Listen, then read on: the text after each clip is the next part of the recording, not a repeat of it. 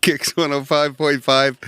The Eli Young Band, Crazy Girl. It is a snowy Wednesday morning. Not as snowy as it could have been, huh? No, not too bad. Not too bad. The roads are fine. The roads are good. It's time for Good Policies, brought to you this morning by the Barrett Insurance Agency. Online at thebarrettagency.com or call them 748-5224. So we were supposed to get 3 to 5 inches. I don't think we got that. I think maybe 2. Maybe. At best. That's what I've been saying, yeah. But you can tell the texture of the snow a little different. It's the March snow. It's a little heavier, a little more moisture in it. It is. It's wet, and it wreaked havoc last night across the state. Yeah. Roads closed all over, 3-car accidents from whiteout conditions and all that groovy stuff. Wow. So before we get into it, by the way, so I'm driving in this morning, and I hear you go, hey, stick around. We'll be talking insurance with Mike Barrett. Like scoffing.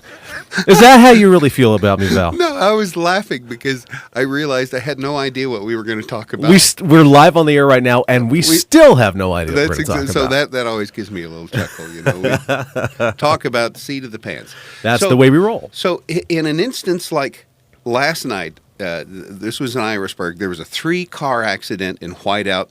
One person is driving 10 miles an hour. The next person's right behind him. The next person, and that first person, it went so, lost zero visibility, and they stopped in the road. Right. And one car hit, and then the next car hit.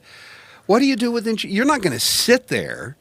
And, it's whiteout. You can't even get out of your car. Well, and you're in Irisburg. So the thought of immediate police response is pretty slim.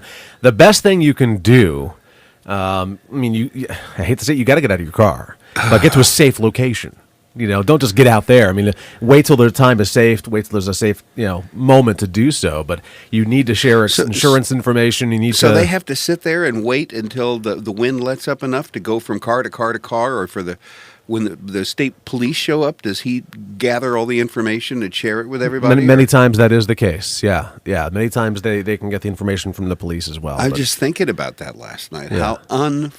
If it's not bad enough, right, that you're having to drive home in that stuff, to add insult to injury, to have this accident, and then have to, oh, gosh. Well, let's think about it. So you had to take an hour at least, Oh, yeah, but let's think about it. So you're the third person. So you're the person that hit the person in front of you, behind the other. Maybe you've pushed him in. You've caused more damage. There's so many variables at play there. But let's put the instance on any of those drivers calling their insurance company. Yeah, I damaged my car. What happened? I was in a 3-car. I don't know. It was 3-car accident in whiteout conditions. Couldn't see a thing.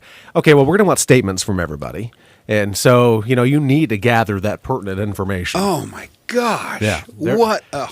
That's exactly what I was thinking. There's no way out of it. No. There's no convenient car accident in the whiteout condition. There's no convenient claim ever. But yes, so that's the proper course and don't admit fault. Don't yell at everybody else. Yeah. What are you crazy? I can't believe you hit me. I couldn't see. But anyway. It just sounded like so much not fun when I was reading this report from the state police, and then I thought, oh my God, they've got to do the insurance stuff on top of this. Right. Luckily, the state police get enough info, but they were only going 10 miles an hour. It's possible that there was no real damage done. Quite possible, especially if there was a truck involved. If any one of them had a pickup truck with a good quality bumper on the front or back, that truck's probably off scot-free. Yeah. So in the instant, in those conditions, it's going to be hard to really look at your car and determine whether or not damage was done. Right. So, and that's the thing, is that you don't have to really inspect everything. Nobody's injured, no significant damage, or no damage so bad that you can't drive away. So at least gather as much detail from the other parties and get the information correct, and just have that by your side. So if you get home and then this morning you're looking at your car, like, holy cow, you go, oh, I got to call this in. This is got to be fixed. Well, we got the report from the Vermont State Police so that we know that a trooper showed up and took all the reports and everything. But, right, man, that would be no fun at all. No, well, it's not fun being in a whiteout. That's not fun at all. Okay, so what do you want to talk about today? I don't know. So actually, and I've definitely talked about this before, but it's one of those topics that's just worth repeating. If something in your life changes, call your insurance agency, call your insurance company, report it. What am I talking about? Name change, married or divorced or separating, changing your phone number, changing your mailing address, changing your email address, moving. Right. There's so many variables, and it's easy to forget us. Believe me, I am in the same boat. It's easy to forget the fact that I need to update my phone number with myself. Is there something called divorce insurance? No.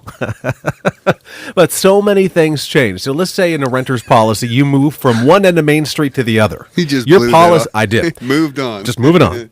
You are now at a different physical location. If you don't report that you're at a different physical location within 30 days and you have a loss, you have a claim, technically, reading the contract, you're not fully covered for that new location because you did not report it. So if you have $50,000 coverage for personal property and you're at a different locations, companies would then say, well, we would pay you the whole thing, but you need to report to us, and by contract, we could only pay you up to 10% of your limit. So you could have $5,000 rather than $50,000. So that has happened to people. It's not convenient, not good. So if you dump your landline, or if you add a landline, if you change cell phone providers, anything changes, just a quick call or even quick email to your insurance agent. Say, hey, just give me some updates here. Because that's put in the situation you're at a car dealership trading vehicles. Dealer calls, says, hey, so-and-so's trading. Here's the information. I'll go, okay, well, I'm going to call them and get a confirmation, and then I can't get a hold of them. Right. It delays the process. Right.